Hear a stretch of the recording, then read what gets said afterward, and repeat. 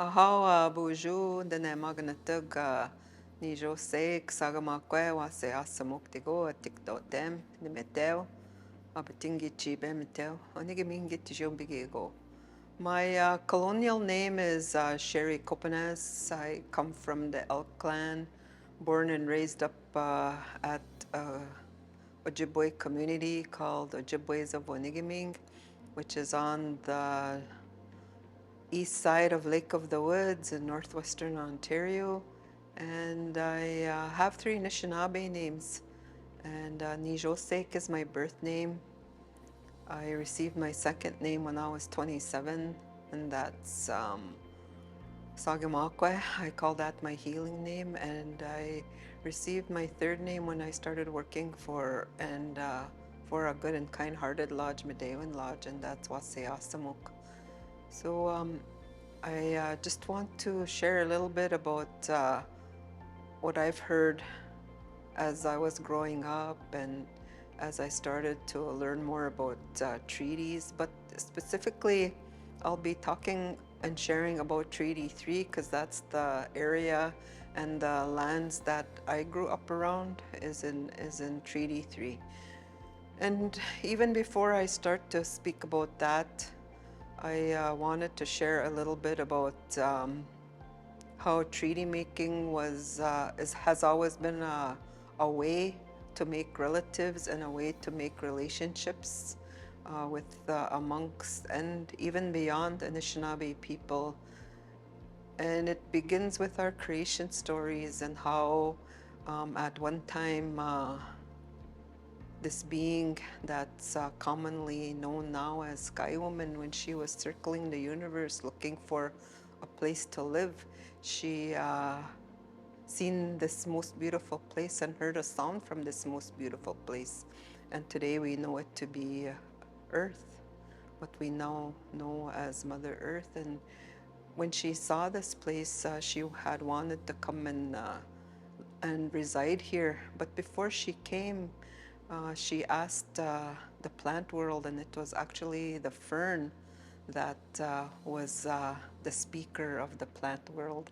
And Fern asked Sky Woman, well, what do you want from us? What do you want here?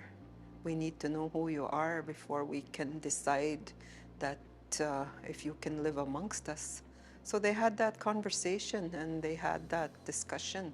And once the fern and the plant world were satisfied with her answers, that's when they made Sky Woman one of their relatives and allowed her to live amongst this place that we now call Earth. So that, to me, that was one of the first treaties that was made and made with one of the first treaties that were ever made. So our people, our ancestors, and I'll call our ancestors those spiritual beings and the plant world, the animal world, all of them already knew how to make treaties. And when we came here as human beings, we had to make treaties with creation in order to live here and also make promise that we would look after this place called Earth and everything that's here, the plant world, the insect world, the animal world, the flyers, the swimmers, all of those nations we've made treaties with.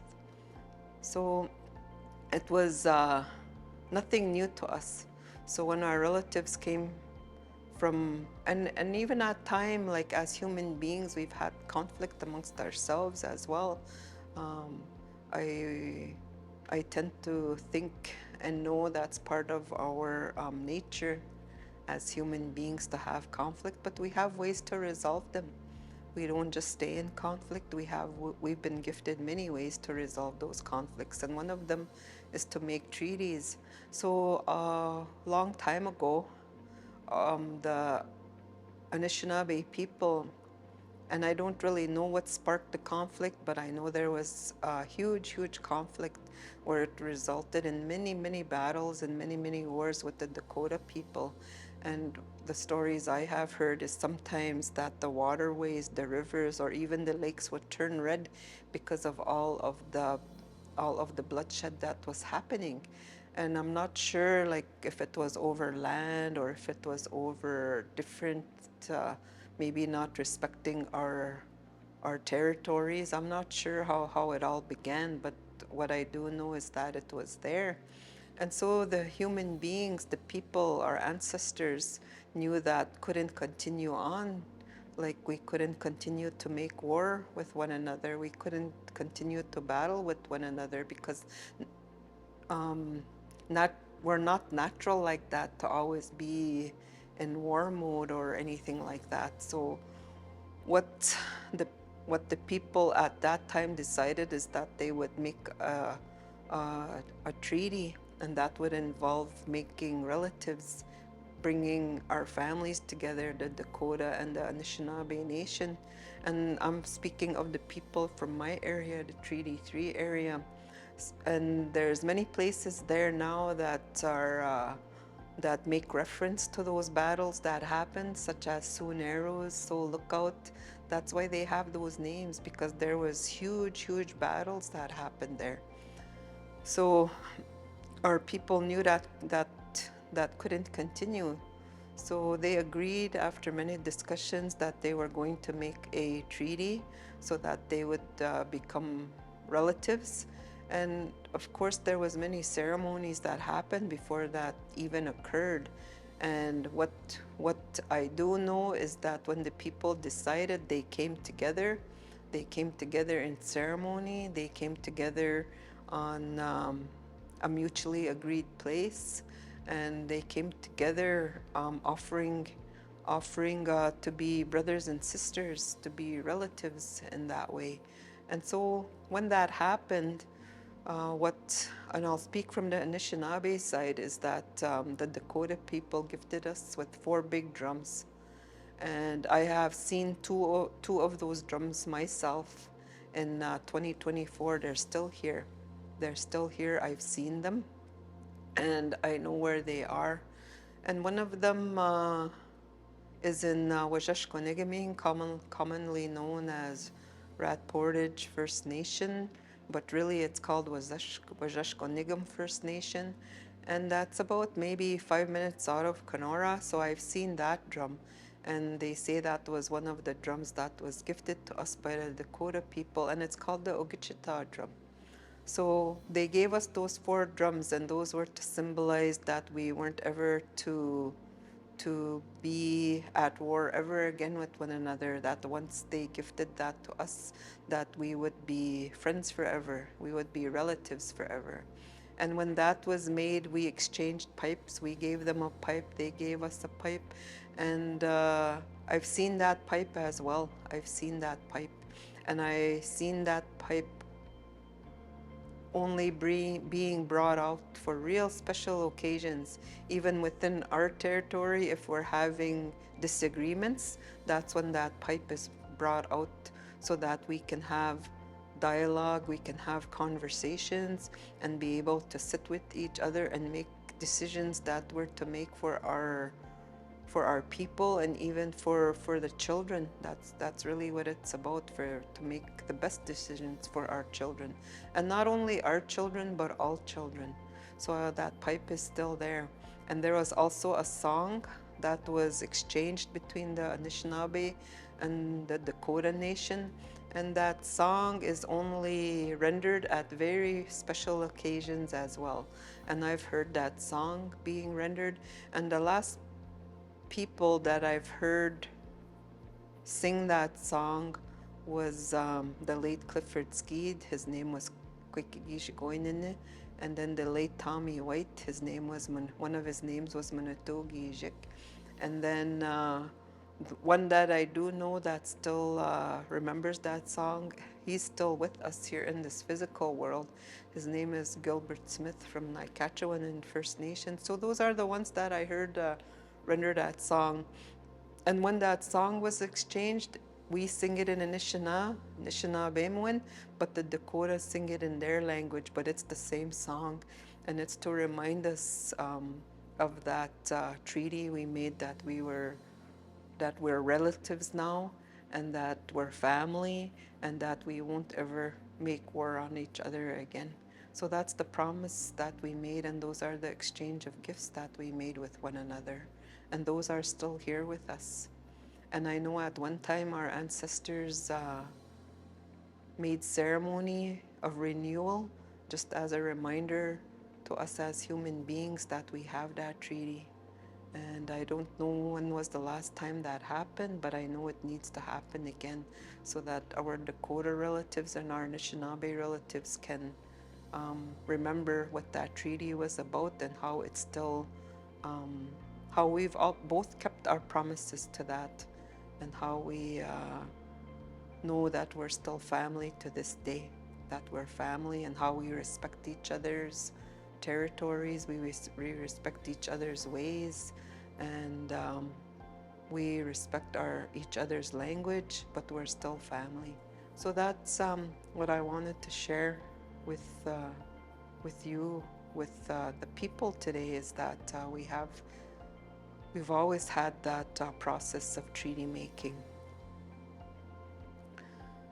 And then I wanted to share a little bit about my own family experience in regards to Treaty 3. As I grew up, I didn't really pay too much attention to that when I was a child, or even as a youth. I didn't really pay too much attention to what treaty really meant. I knew it was there, but I didn't really have a real connection to it. But as I probably in my mid 20s to late 20s, I started to have like an interest in it, and I wanted to know more about what Treaty 3 was all about, because I seen my late mother and her cousins who she grew up with, the sisters and other people. I seen them going to the museum, because that's where a community copy was kept of Treaty 3, and they'd go there and feast that document. They'd go there and have ceremony with that document, especially in the spring and fall. So I often wondered what that was about. So one time I was invited to come to go with them, so I went, and then I realized what the significance of even Treaty 3 was, that our ancestors are the 24 signatories that signed in 1873, October 3rd, 1873, how much thought, how much intentions they put into the making of that Treaty 3. And actually, we were supposed to be Treaty 1, but what happened is that our ancestors didn't agree with what was being negotiated at that time with the commissioner, who is the Crown's representative, and whoever his helpers were at the time, they couldn't come to any agreement.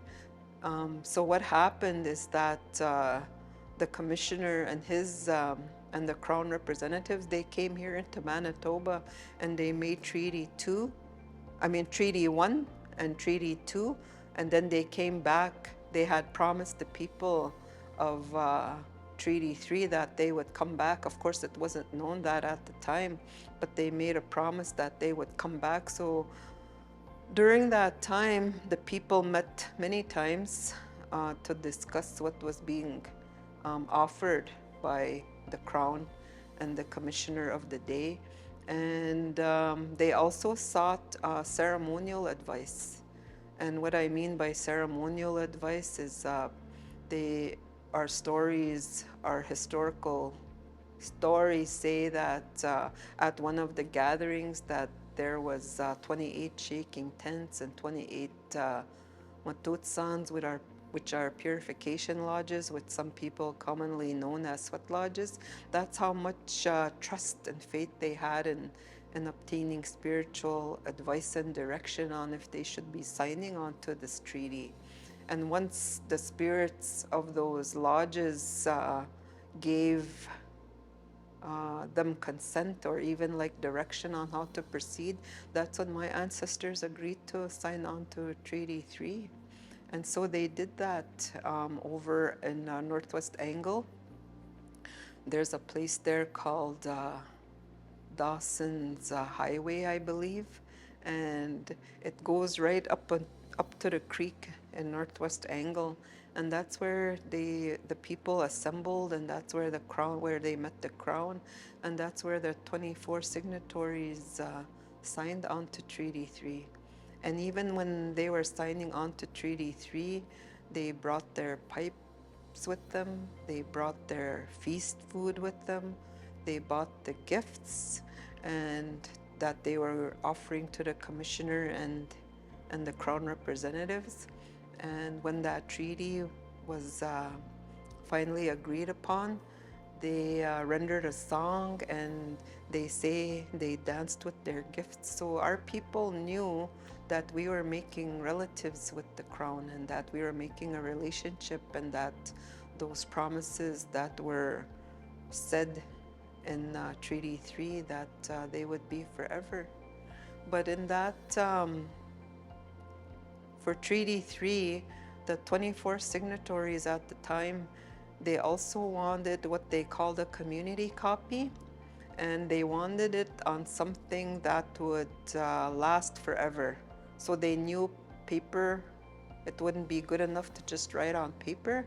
So the Crown representatives provided 20, what we call 24 community copies, because the Crown has their copy or their original document, but they provided 24 community copies to those 24 signatories. And those 24 signatories wanted that because they knew that would be evidence that this was actually made, under and with Creator and creation as their witnesses, because really that's what it was all about. So they provided the 24 community copies, and it was written on on something called vellum. And they say when you write on that, that it can last for a very long time. So one of the community copies was looked after by my great-grandparents from Notcomeguaning First Nation, called White, also commonly known as Whitefish Bay, Ontario, which is by Sioux Narrows, probably maybe 10-15 minute drive from Sioux Narrows, Ontario. And the stories I have heard is that my grandparents, their colonial names were Bob Roy, and his wife was Bella Roy. But their Anishinaabe names, my great-grandfather was Peba Masage, and his wife, his partner, her name was Ogimabinesik. And they had real faith and trust in the treaties, even though in their lifetime they knew that treaties weren't being honored, because one of the things that it says on treaty is that we're to continue with harvesting or fishing whenever we want in order to sustain our families. But we know that some people, even after those treaties were signed, some people were fined or jailed when they fished or hunted out of season, what they call out of season in Ontario or Canadian government rules. So they knew that wasn't being honored, but yet they still had faith and trust that the treaties someday would be honored. And my great-grandmother, they say she was a really well-versed and well-educated in Western ways. So she wrote a lot of my great-grandfather's letters to the government and to the Queen, imploring them to honor the treaties. And my great-grandfather, they say he was the chief of his community for over 40 years. So while he was there in that role, he made many, many attempts or even requests that these treaties be honored. He never gave up on it till the day, even up to the day he went to back to the spiritual world. So that's how much they treasured that treaty. That's how much they cherished the spirit and intent of Treaty 3. But they also took great care of that community copy. My aunt, who's still alive, shares that they lived in a little two-story house, and on the second story of that house is that there was a chest there, and in that chest they kept the community copy and also two treaty medals. So they kept them there, and they would only bring it out on special occasions when they had their family ceremonies, or when they had their family spring and fall ceremonies. But the children all knew that's what was inside of that chest. So fast forward to contemporary times, that document was was somehow it was purchased by I think they call it the Ontario Archives, and the Ontario Archives lent it to Lake of the Woods Museum. So that's where it was for the longest time. And I myself have seen it. I've seen it myself because I used to go with my late mother and my aunties to go feast that document. And then in 2017, I believe it went back to the Ontario Archives. And last year, for the 150th anniversary of Treaty 3, it was brought back to the Kenora area to visit for a short period of time. And what I know about the community copies is that the museum people, the archives people, they believe that's the only surviving copy out of those 24. They believe that's the only surviving copy. So that's how much it's treasured, and that by both us and Western society, that it's they believe that's the only remaining copy. And then before it went back to, and in fact, when it was brought down, there was certain protocols that had to be followed, like the people who were transporting it, they had to drive through the night in some kind of a special vehicle. It had to be encased in a special compartment because it has to be in a certain temperature and certain lighting conditions, because you can't expose it to natural light, otherwise the writing will get further decomposed. So all of those criteria had to be met. So the people had anybody could have visited that document when it was here, and we did. And as a family, because we're still the descendants, we haven't we still remember our responsibilities, even though it's writing on a piece on that vellum. We still recognize the spiritual significance of it. That's what our responsibility is, and we've never relinquished that as family. So we were the first ones to visit the document when it came in its special cases, and we feasted that document. And my aunt was there. Ogimagijigok is her name, and she comes from the Pelican clan. So she was the one that spoke on behalf of our family to the document. She made prayers and petitions, and just welcomed the document back home when it was visiting. So we were the ones that had first opportunity to visit with that document. And then it came here to the Canadian Human Rights Museum, was here for a 10-day visit before it went back to Ontario. So for me, that's a little bit about my family history. And even when it was brought here to the Canadian Museum of Human Rights, my sister and I went and welcomed that document. We made special petitions to that document and welcomed that document into that building there, and along with representatives from Grand Council Treaty 3. So that's a little bit about my family history. So as a result of that, because I've been raised up in that way, I too have special relationship with treaties, but most especially Treaty 3. I too have faith and hope that the treaties will be fully honored at some point, and that's my job. That's part of my work, to let people know what Treaty is about, to let people know what Treaty 3 is all about, what I know, not less or more, just what I know, and also about my family responsibility to that community copy that's still here with us in 2024, and how all people, because we're all descendants of the crown representatives and all of the people that were involved with that, and our ancestors, the Anishinaabe people, we're all a part of that treaty. So we're all descendants of that. So all of us continue to have responsibilities and obligations to ensure those promises of treaty are honored and fulfilled to this day. So for me, I do that most especially for my grandchildren.